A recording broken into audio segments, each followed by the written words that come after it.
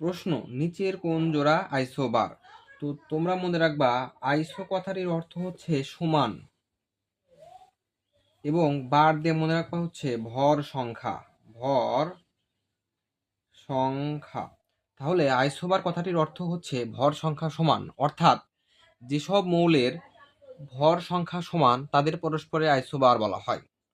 তাহলে চলো দেখি কোন দুটি মৌলের ভর সংখ্যা সমান আছে। এখানে আছে, ও আরেকটা কথা বলে রাখছি, ভর সংখ্যা কোথায় থাকে? একটি মৌলের বাম পাশের উপরে থাকে হচ্ছে ভর সংখ্যা, অর্থাৎ এই যে কার্বনের মাথার উপরে যে 12 আছে এটাই হচ্ছে ভর সংখ্যা। তাহলে এখানে কার্বনের আছে ভর সংখ্যা 12, অক্সিজেন আছে 16, তাহলে এটা আইসোবার না।